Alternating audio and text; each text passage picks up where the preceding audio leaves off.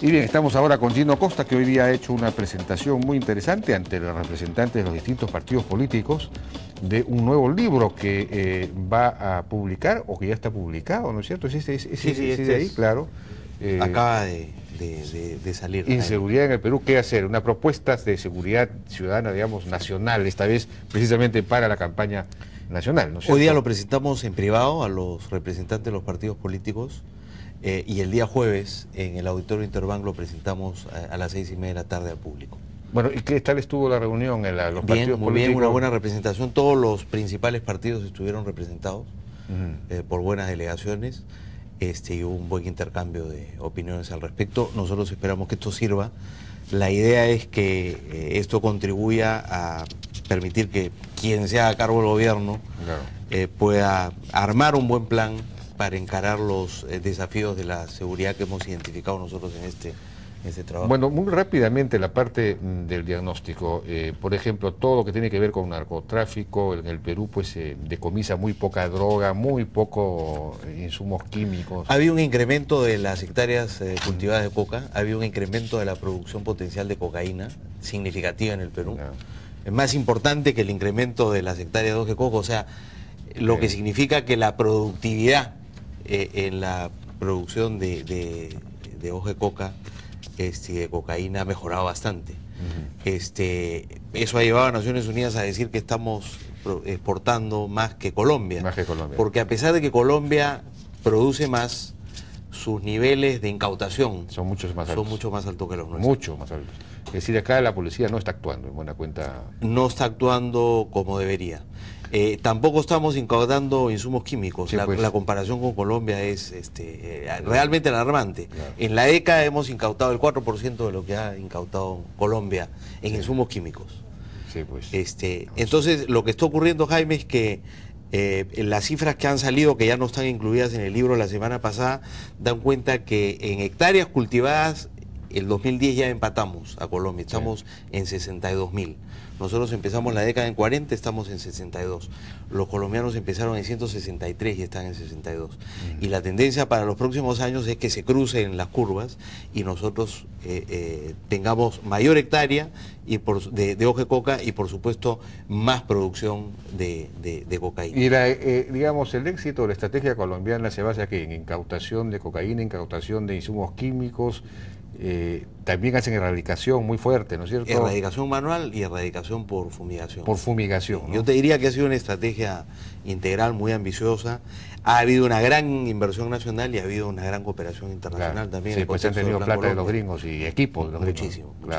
Eso acá no. Entonces, claro, el efecto globo está regresando otra vez a Perú, porque nosotros éramos principales productores de hoja de coca. La hoja se fue a Colombia. Hoy día está regresando, digamos, la producción principal nuevamente al Perú y a Bolivia también en menor medida. Y este desafío, Jaime, para el próximo gobierno es muy importante y según el contexto además en el cual está cayendo la cooperación externa. Nosotros hemos sido muy dependientes de la cooperación externa para la lucha contra las drogas, que ha sido importante. Ha caído a la mitad la cooperación americana y la tendencia es a que siga cayendo. Entonces es un desafío grande para el Perú porque vamos a tener nosotros que financiar la lucha contra las drogas si no queremos que este tema nos desborde. Es el primer desafío que nosotros identificamos en el trabajo que hemos hecho. También damos cuenta de cómo no se ha podido en estos años acabar con Sendero. En el Alto Guayá sí se ha avanzado muchísimo, la policía está, digamos, cerca con un poco de suerte de llegar y detener a Artemio y acabar por desarticular a Sendero en el Alto Guayá, pero en el BRAE lo que ha habido es una falta de presencia del Estado, no ha habido casi una estrategia ofensiva en esa zona y cuando han entrado las Fuerzas Armadas lo han hecho mal, lamentablemente. Y lo que ha ocurrido es que Sendero, lejos de debilitarse con la ofensiva militar, la ofensiva de excelencia, entre el 2008 y el 2009 se ha fortalecido. Y hoy día ha consolidado su presencia en el BRAE y está empezando a tener presencia en zonas aledañas donde no había estado en los últimos años. El segundo componente es ahí tenemos otro desafío importante, que es el fortalecimiento del sendero en el BRAE. Y ahí va a haber que comenzar verdaderamente cero, porque la presencia del Estado en esa zona es muy precaria, muy insuficiente. Bueno, que hay este cuadro sobre la reducción de las acciones de protesta social que me sorprende, porque aquí hay unos cuadros, no sé si está entre los que hemos, no sé si lo pueden ubicar, reducción de las acciones de protesta social, pero si lo podemos quizás ponchar, a ver si es que no lo vamos a sacar.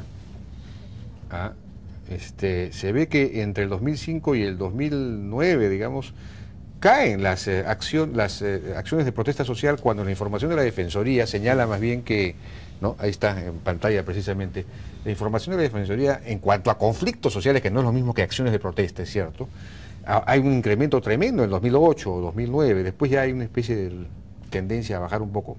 Sí, la verdad que no tuvimos tiempo de trabajar la información de la Defensoría y optamos por utilizar la información de la Dirección General del Ministerio del Interior, Dirección General de Inteligencia, que lo que identifica no son conflictos sino acciones de protesta, que incluyen las acciones de protesta pacíficas y legales, como las manifestaciones, las demostraciones, los paros, las huelgas, hasta las acciones ilegales y delictivas, como el bloqueo de carreteras.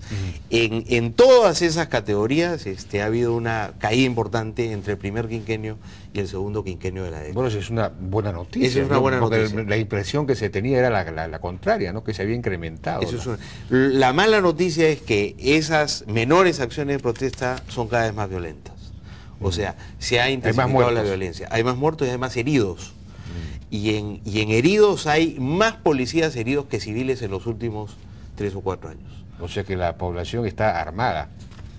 Cada vez más violenta. Entonces, ese es el tercer desafío, digamos, gran desafío de la seguridad para la nueva administración: cómo manejar adecuadamente un conflicto social que tiene ribetes de violencia cada vez más importantes, ¿no? Después hay un gráfico acá sobre los homicidios por 100.000 habitantes, no sé si lo tenemos, que expresa que eso sí, al revés de lo anterior, entre el 2005 y el 2009 se ha incrementado el número. Se han duplicado los homicidios, hemos pasado de un promedio de 5 por 100.000 habitantes en el primer quinquenio de la década a 11 en el segundo quinquenio, ¿no?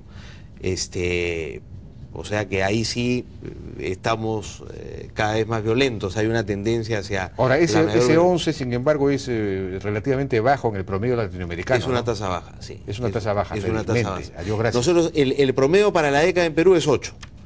Y el promedio en los países de Centroamérica, pues en Honduras está en 51, el promedio para Colombia es 50. En Venezuela creo que es Salvador, más todavía, ¿no? Venezuela es un poquito menos el promedio, pero hoy día están arriba de 70. Sí, o sea, empezaron en 30 y hoy día están en 70 o 75, es el país con mayor 70, violencia homicida, ¿no? Entonces, felizmente estamos bien, estamos más bien en la categoría de Chile, Argentina, Uruguay, que están debajo de 10. Estamos por ahí. Pero lo que preocupa en el caso de Perú es la tendencia ascendente, que tampoco le hemos podido explicar, digamos, se necesitan estudios. Bueno, hubo una subida del 2004 al 2005, pero ahí se ha mantenido en 11, 10, 11, ¿no? O sea que no hay una tendencia, hay una subida de piso y ahí ojalá que no... Ahora, lo interesante, Jaime, es, y no tenemos tiempo de ver eso, pero es la diferencia de la tasa en las regiones, ¿no? El promedio nacional es 10-11, pero tú tienes que en Arequipa, por ejemplo, llega a 30.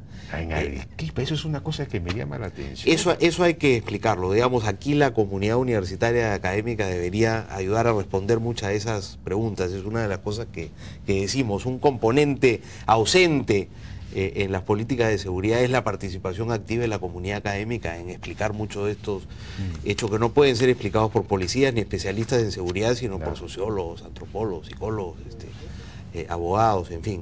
Pero en lo que sí estamos primeros a nivel de América es en victimización por delincuencia, es decir, no asesinatos, pero sí robos pequeños. O sea, la violencia no es muy alta en términos comparativos, pero en términos de victimización tenemos, digamos, la primera posición en el ranking en América Latina. O sea, cuando a la gente le preguntan, en los próximos 12 meses, ¿usted se siente... En los anteriores, en los próximos 12 meses, ¿usted se siente seguro o inseguro de ser víctima de un hecho delictivo. Y la gente dice, me siento inseguro o muy insegura.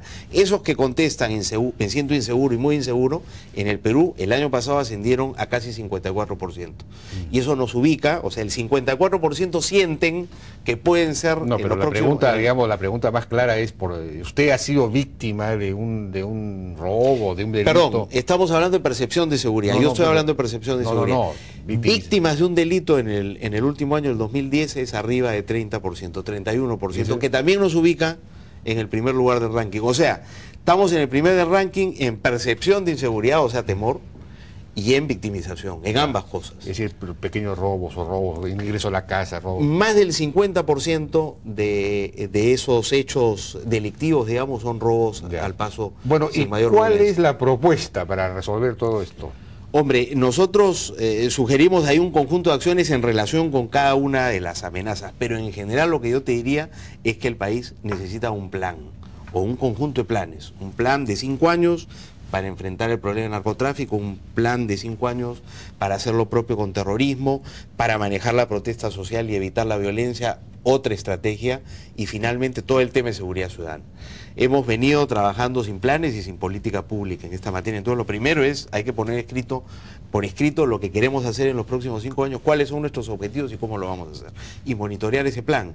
Nosotros sugerimos el involucramiento personal del presidente de la República en dirigir esta política, que requiere un esfuerzo de coordinación interinstitucional muy grande, y que esa tarea de coordinación interinstitucional la tiene que dirigir el presidente, por supuesto con la colaboración del presidente del Consejo de Ministros. Pero eso no ha venido ocurriendo, no ha habido ni involucramiento presidencial, ni tampoco involucramiento de la presidencia del Consejo de Ministros. Entonces lo que tú tienes es una gran fragmentación, ¿no es cierto? Las distintas instituciones que tienen que ver con cada uno de estos problemas haciendo lo que pueden, sin coordinar, sin trabajar en equipo y sin complementar los esfuerzos.